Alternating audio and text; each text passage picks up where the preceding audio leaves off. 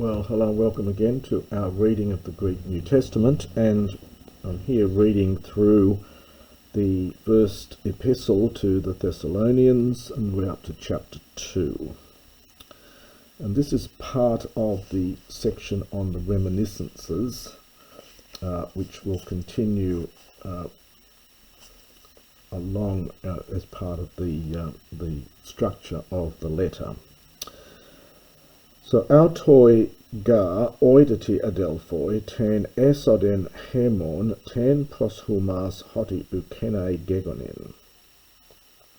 Ala pro pathontes kai hubristentes kathos oidate en philappois en periasas samatha ento theo hemon lelesai proshumas to evangelion to theo en polo agoni. For you yourselves know, and that's an expression he uses numerous times in the epistle, he's constantly reminding them. For you yourselves know, brethren. Now we had this in the previous chapter, this es hodon, this reception is one way of translating it, it's the entrance. So it's the reception of us. And then we get tain as referring back to this. The one really at your hands, that it occurred, perfect from ginomai, not kene, in vain. Literally empty. It wasn't an empty thing, it wasn't in vain. Allah, but propathontes, having suffered previously or beforehand, and having been badly mistreated, treated shamefully. This is from hubrisdo. It's a very strong word even in classical Greek, and it's got quite a range of meanings from verbal to physical abuse. But so having suffered, this is from pasco. This is the aorist participle here from pro-pasco. Having suffered beforehand and having been badly mistreated, kathos oidati, and again he reminds them with this use of oida, just as you know. The verb here is from paraesiasdomai. It means to speak freely. So I'll come back to that in a minute. We spoke freely among the Philippians, or perhaps in Philippi. Well, ento theo, again, is slightly odd use. It's probably with the help of our God, or by the power of our God. So we spoke openly to speak to you the gospel of God with great agony, amidst strong opposition. An agon is a contest, and so it's literally with much contest. So I'll come back to this here. This verb here, it's para, it's formed from para, and then the race in here is formed from, it's the verb lego. You recall that the aorist passive of lego is erethein, and the root is wraith, and so they've taken the root of this here as part of this verb. So it means to speak boldly or openly. So this sentence, quite long and rambling, typical of Paul, but so having suffered beforehand and having been insulted, as you know, we proclaimed boldly, we spoke boldly in Philippi, or perhaps amongst the Philippians, by the power of our God, or with the help of God, to speak to you the gospel of God with much opposition, with much contest. Paul's sentences are often not that easy to describe, to translate. Now, Paul's treatment at Philippi is, of course, described in Acts 16, where it is said that he was beaten with rods and thrown into jail, so hence the very strong words used here. Hagar paraklesis hemon, uk ek planes, udi ek akathasias, udi endolo. Alakathos dedokimas metha hupatu theou pistu thenai toyu angelion. Hutos lalumen, ukos anthropois ariskontes alatheo to dokimazdonti tas cardias hemon. For the paraklesis is the exhortation or appeal. There's no verb in this particular clause, so we have to supply something like was or arose, which often happens in Greek. The one translation uses the word springs, but it's not really in the Greek, it just was, I think. For the exhortation of us, for our exhortation, understand to you, understand was not ek planes, not as a result of error. The verb planao is to wander, and the abstract plane means wandering from the truth, so hence error. So it was not from error, nor motivated by, if you will, uncleanness, akathasias, nor with guile. I've given these instrumental uses of n here, nor with trickery or guile, but just as we, this is a perfect here from dokimazdo. Dokimazdo is a good classical word. It means to put something to the test, to examine it carefully, and hence to approve it. But just as we have been approved by God, pistuthenai, to be entrusted with. It's a passive here from pistuo, and it has the sense of to be entrusted with. It also occurs in this sense in Galatians 2:7, to be entrusted with the gospel. Thus we speak, not as pleasing participle to men, but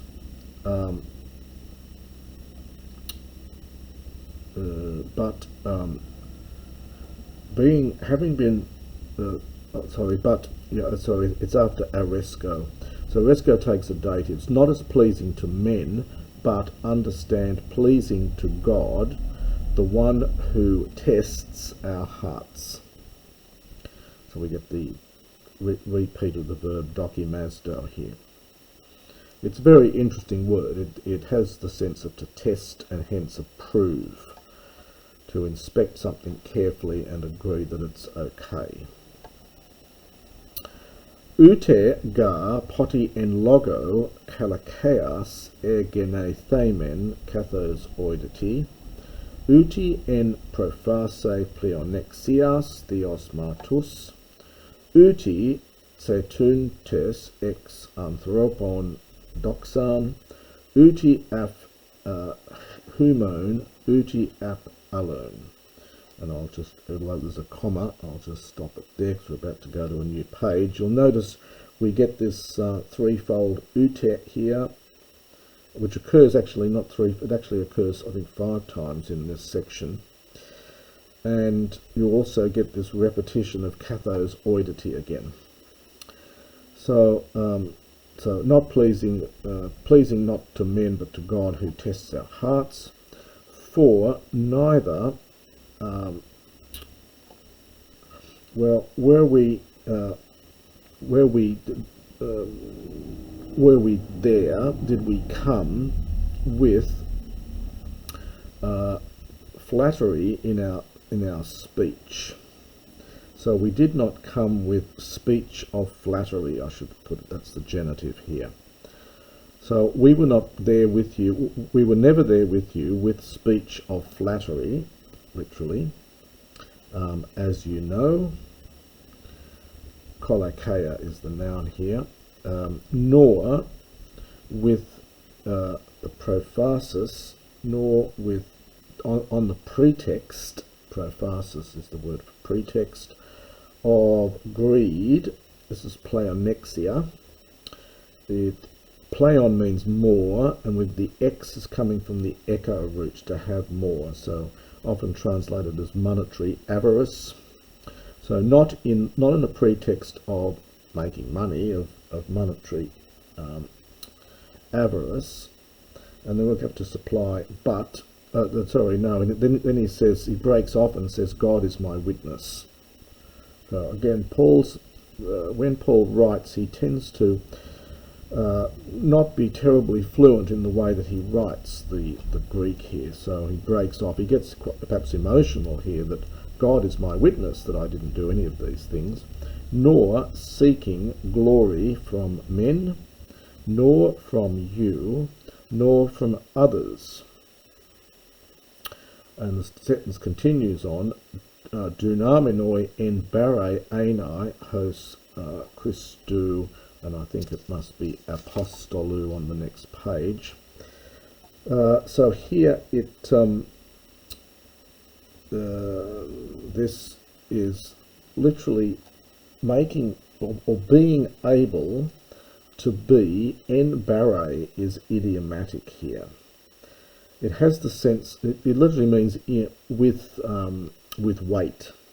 So being able to be with weight is literally it. To be weighty, it has the sense more to impose one's weight or authority. So he's saying, I could have thrown my weight around, as we say in English, as Christou apostoloi, as apostles of Christ. Now he uses the plural here, which is interesting, because exactly who were the apostles? Elsewhere, Silvanus is called an apostle, and it's possible that he in fact saw Jesus in the flesh before he was crucified. Timothy, however, did not.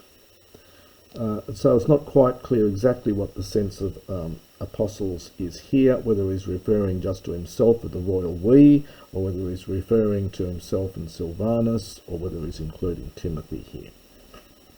So he's saying we didn't throw our weight around, even though we could, as apostles of the Messiah. Allah, now we get another new sentence. Allah egenethemen napioi en meso humon hos eon trophos thalpe ta hiates techna hutos homeromenoi humon eudokumen metadunai humin umonon ton euangelion to theou alakai tasiaton psukas dihoti agapetoi hemin genetheti. But we were there. It is using the verb ginomai. We were present as napioi. Now, there's a variant reading here. Napioi is probably the better. It has better attestation in the manuscripts. That means babes, really. It comes from ne, which is that negative, plus epos, those who can't speak, young babies. So it's often used in that sense. So we were there in your midst as babes. The variant reading is apioi, which simply means gentle. So we were there as gentle people, but the better reading is the one we have here. Hos ean trophos, ean for an, so as a trophos, a nurse, connected with trepho. Thalpe, it literally means to warm, to keep warm, but it has the more general sense here to comfort, or perhaps take care of, to comfort her own children. So we were there as babes in your midst, like a nurse would comfort her own children. Thus, homerumenoi, this again is a difficult word. It's there is a classical word himeramai, and this is apparently a corruption of that. It means to long for someone. It's only here in all of Greek, I think. Nicander, in one of his works, he has meramai without the omicron, but it's a very rare word. So in this way, longing for you, eudokumen, we were pleased, metadunai, to share with you not only the gospel of God, but also our very lives, because you have become beloved to us.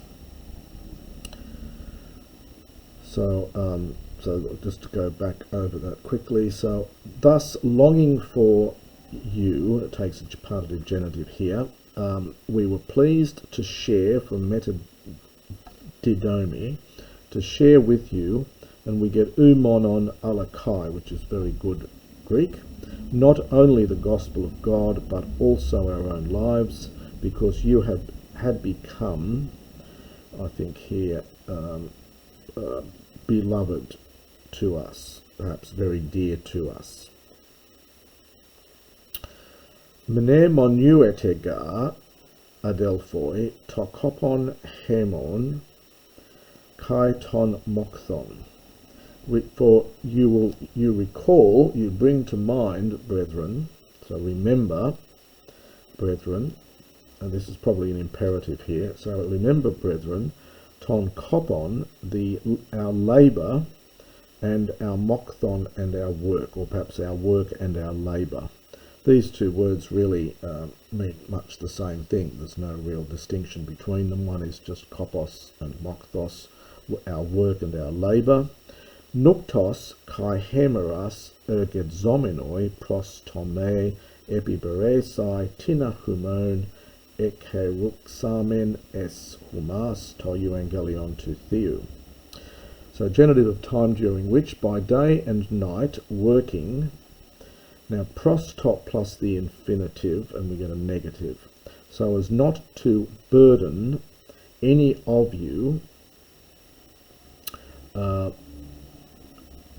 we proclaimed among you the gospel of God. So Greek often puts things around the other way than we would in English, so we'd probably say we proclaimed to you the gospel of God, working day and night so as not to burden any of you. From epibario here, it's the verb. Humas matures kai hothios, kai hosios, kai dikaios, kai amemptos humin tois pistuusin egenei themen. And you are witnesses, and so is God, that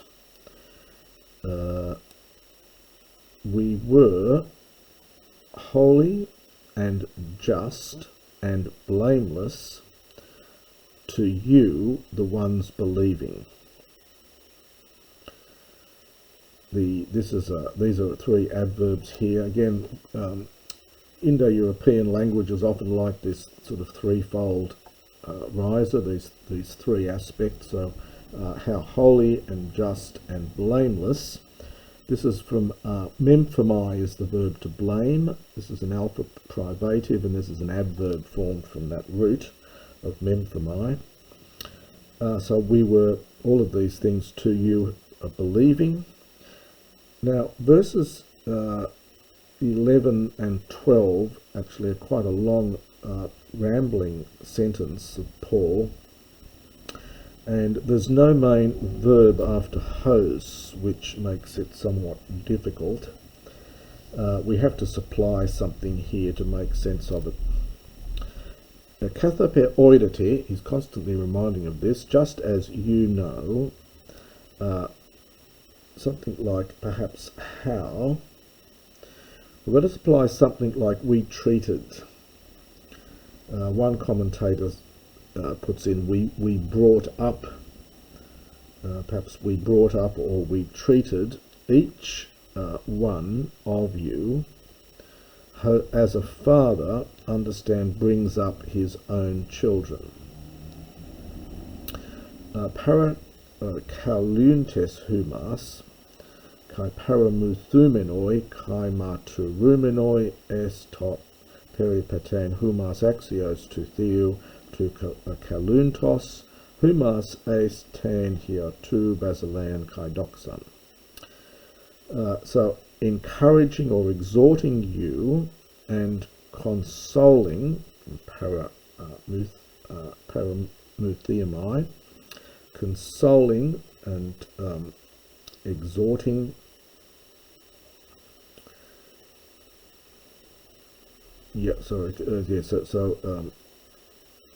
exhorting and consoling and bearing witness, and now we get eis to peripatein, so that you might walk worthily of God, the one who calls you into his kingdom and his glory. So we get eis to, the purpose clause plus the infinitive. Peripateo, this again is a Septuagintalism, which is common in the New Testament. The Hebrew verb halak is to walk, and it has the, in the Old Testament, it has the sense of conduct yourselves, and it comes into biblical Greek. So that you might walk or conduct yourselves worthily of God, the one who calls you into his kingdom and his glory. And that's the first part of chapter 2.